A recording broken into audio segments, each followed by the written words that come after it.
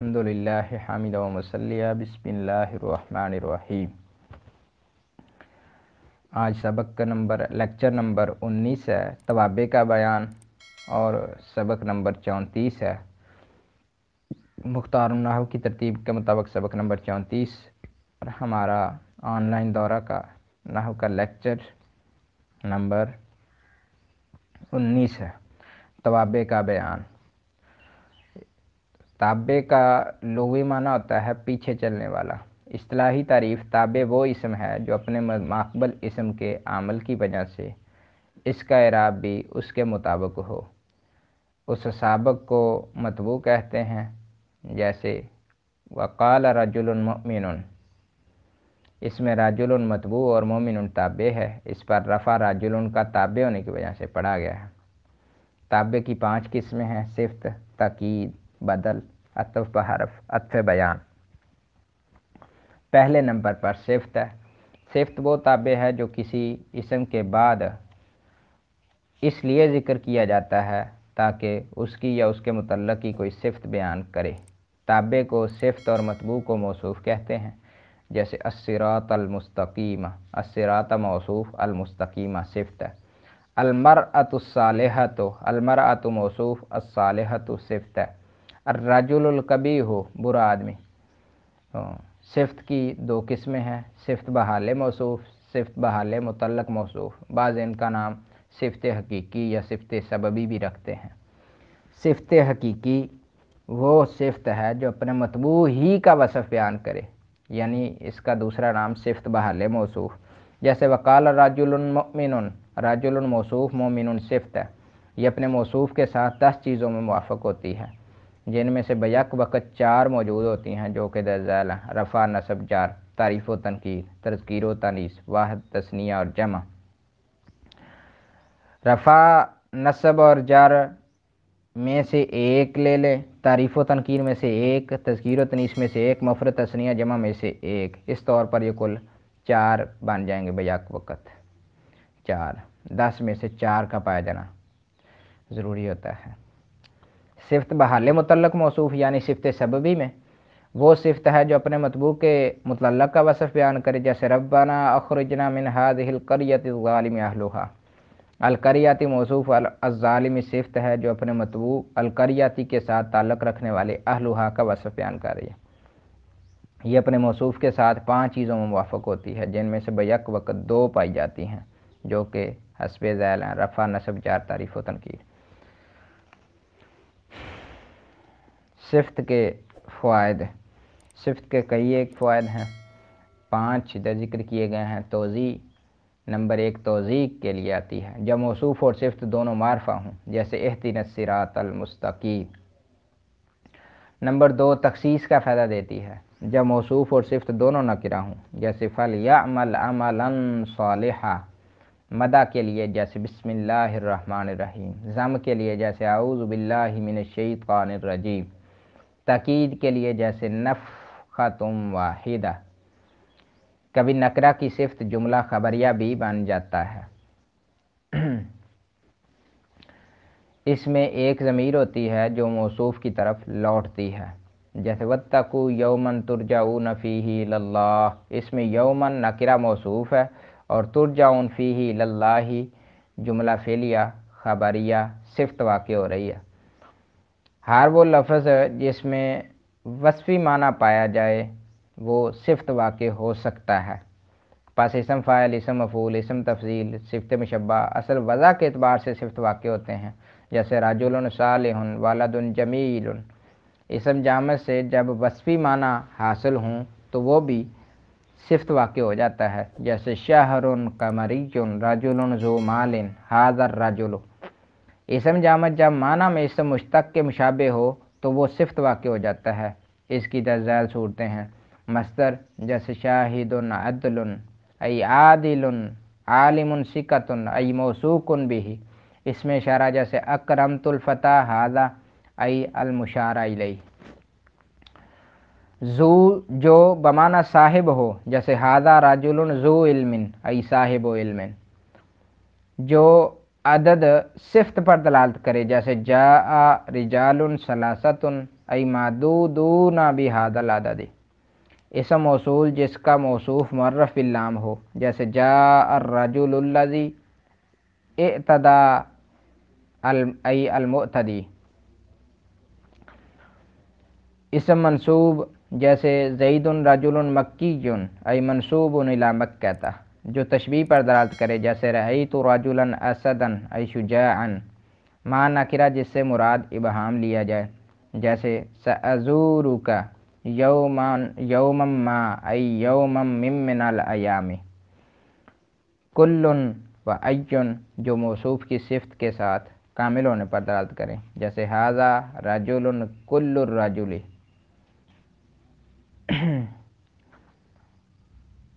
او ای رجل ای کامل فی الرجولیت۔ سوالات ہیں آگے۔ صفت موصوف صفت کے تابع کسے کہتے ہیں؟ تعریف گزر چکی ہے، اس کی کتنی قسمیں ہیں، کون کون سی ہیں، گزر چکی ہے۔ صفت کسے کہتے ہیں اور یہ کن کن چیزوں میں موصوف کے مطابق ہوتی ہے۔ صفت کے فوائد بیان کریں، صفت سببی سے کیا مراد ہے، اس کی مثالیں دیں۔ تمرین 10,000 مثالوں میں موصوف اور صفت پہچانیں اور ان کے آپس میں مطابقت بیان کریں۔ فتیمموا صعیدا طیبا، صعیدا طیبا موصوف صفت ہے، مطابقت واضح ہے، وہ بھی نکرہ وہ بھی نکرہ، وہ بھی منصوب وہ بھی منصوب، اور باقی وہ بھی مذکر ہے وہ بھی مذکر ہے، وہ بھی واحد ہے وہ بھی واحد ہے۔ فتحریر رقبۃ مؤمنۃ، مؤنث مؤنث اور نکرہ نکرہ، واحد واحد۔ تو آگے کیا رہ گیا؟ نکرہ، واحد اور مؤنث۔ الملائکۃ عباد مکرمون، عباد مکرمون یہ موصوف صفت ہے۔ ہوا الہ واحد، الہ واحد موصوف صفت ہے۔ هو اللہ الخالق البارئ، الخالق البارئ موصوف۔ اللہ لفظ اللہ، الخالق البارئ دو صفتیں ہیں۔ عبادک الصالحین، عبادی کا موصوف الصالحین صفت۔ ہولین کاملین دونوں برابر برابر ہیں، موصوف صفت ہیں۔ سرر مرفوعہ موصوف صفت ہیں۔ لن نصبر علی طعام واحد کی ترکیب کریں، لن نصبر فعل فاعل، علی جار طعام واحد مرکب توصیفی ہو کر مجرور جار مجرور میں کا متعلق لن نصبر۔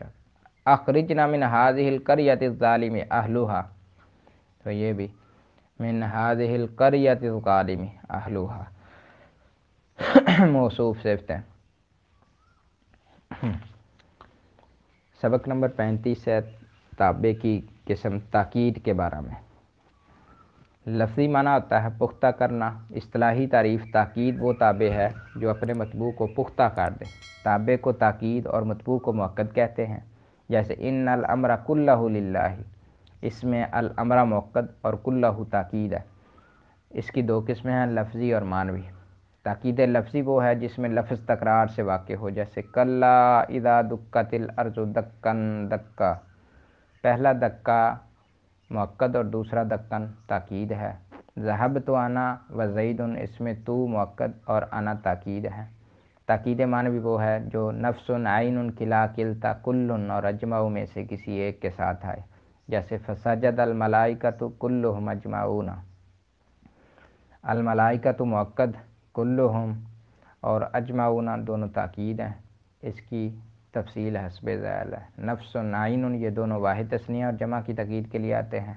ان کا صیغہ اور ان کے بعد آنے والی ضمیر مؤکد کے مطابق ہوتی ہے، البتہ تثنیہ میں جمع کا صیغہ لانا افضل ہے، جیسے جاء زید نفسہ، اس میں زید مؤکد نفسہ تاکید ہے۔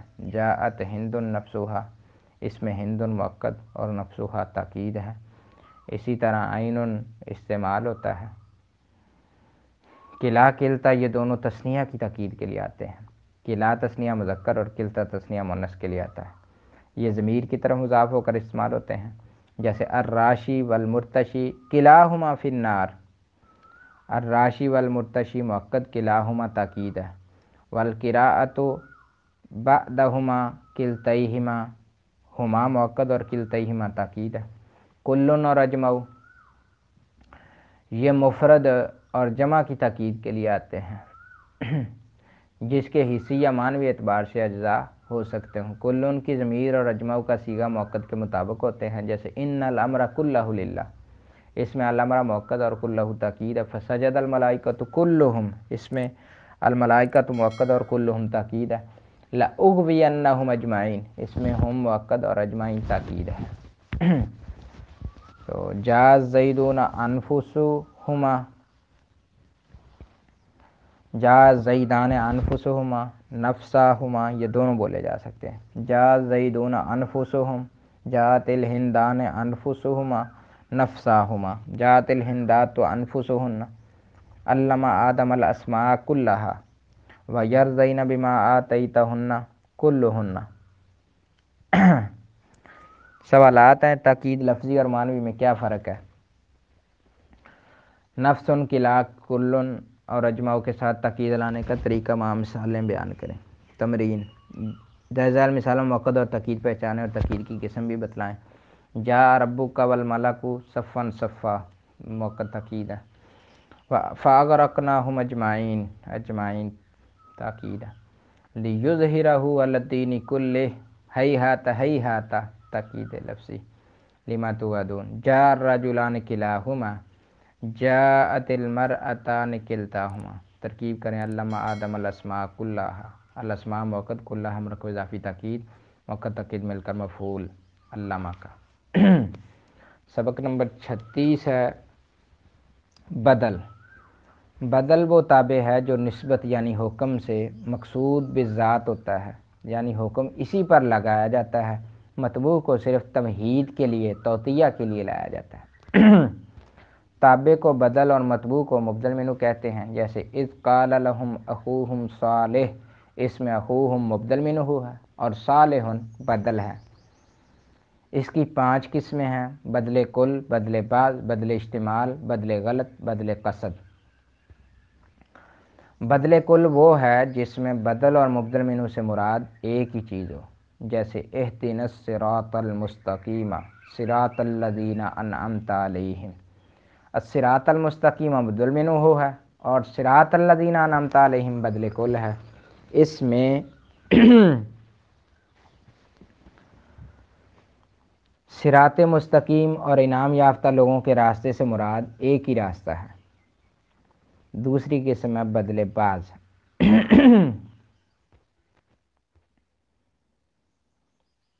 بدل بعض وہ ہے جو مبدل منہ کا جز ہو، جیسے وَلِلَّهِ عَلَى النَّاسِ حِجُّ الْبَيْتِ مَنِ اسْتَطَاعَ إِلَيْهِ سَبِيلًا، الناس مبدل منہ ہو اور من استطاع الیہ بدل بعض ہے، اس میں صاحب استطاعت لوگ تمام لوگوں کا جز ہیں۔ بدل اشتمال وہ ہے جس کا مبدل منہ سے تعلق ہو، جیسے یسألونک عن الشہر الحرام قتال فیہ، الشہر الحرام مبدل منہ اور قتال بدل ہے، اس میں قتال کا حرمت والے مہینے سے تعلق ہے۔ بدل غلط وہ ہے جو غلطی کی تصحیح کے لیے لایا جائے، جیسے رأیت حمارا فرسا، اس میں حمارا مبدل منہ اور فرسن بدل غلط ہے، کہنا فرسن تھا، سبقت لسانی کی وجہ سے حمارن کہہ دیا اس نے۔ بدل قصد وہ ہے جو جان بوجھ کر غلط لفظ بولنے کے بعد ذکر کیا جائے، جیسے انت اخوک غالم، اس میں انت مبدل منہ اور اخوک کا بدل ہے۔ بدل اور مبدل منہ کے احکام۔ بدل اور مبدل منہ کی موافقت تذکیر و تانیث اور وحدت و جمعیت میں۔ بدل کل میں بدل تذکیر و تانیث اور وحدت و جمعیت میں مبدل منہ کے موافق ہوتا ہے۔ بدل بعض اور بدل اشتمال میں ضمیر مبدل منہ کے موافق ہوتی ہے۔ بدل غلط اور بدل قصد میں صرف اعراب میں مبدل منہ کے ساتھ موافقت ہوتی ہے۔ تعریف و تنکیر میں بدل اور مبدل منہ کی تعریف و تنکیر میں موافقت ضروری نہیں ہے، کبھی دونوں معرفہ، کبھی دونوں نکرہ اور کبھی ایک معرفہ اور دوسرا نکرہ ہوتا ہے۔ البتہ جب بدل نکرہ اور مبدل منہ معرفہ ہو تو بدل کی صفت لانا ضروری ہوتا ہے تاکہ مقصود کا غیر مقصود سے انکس ہونا لازم نہ آئے، انکس ہونا لازم نہ آئے۔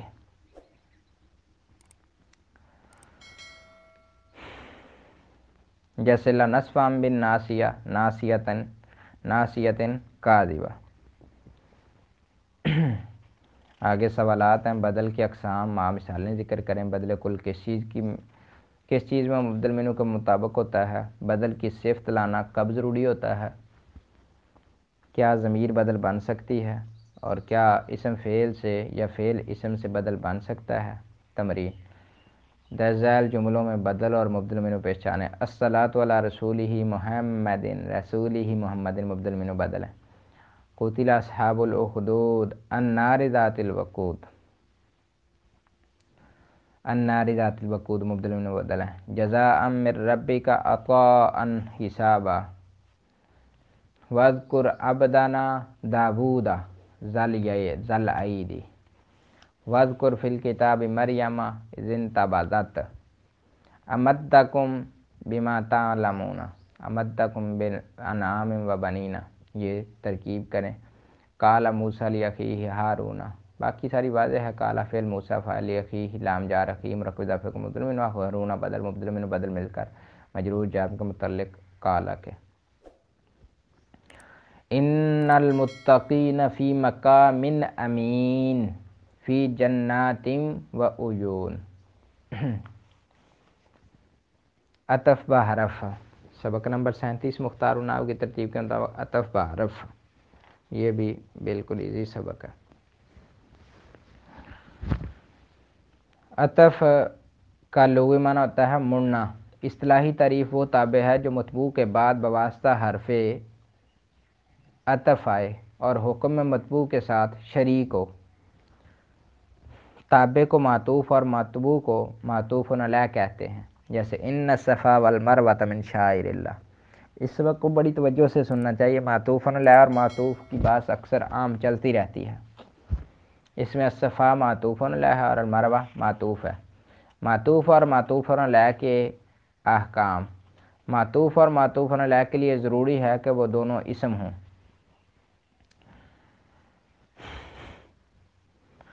معطوف علیہ اور معطوف جب اسم ہوں تو اس وقت دونوں کبھی اسم ظاہر کبھی اسم ضمیر، کبھی ایک اسم ظاہر اور دوسرا اسم ضمیر ہوتا ہے، جیسے وَأَنزَلْنَا عَلَيْكُمُ الْمَنَّ وَالسَّلْوَىٰ أَنَا وَأَنْتَ صَدِيقَانِ جَاءَنِي عَلِيٌّ وَأَنْتَ أَنَا وَعَلِيٌّ صَدِيقَانِ، اس میں اسی ترتیب سے مثالیں دی گئی ہیں۔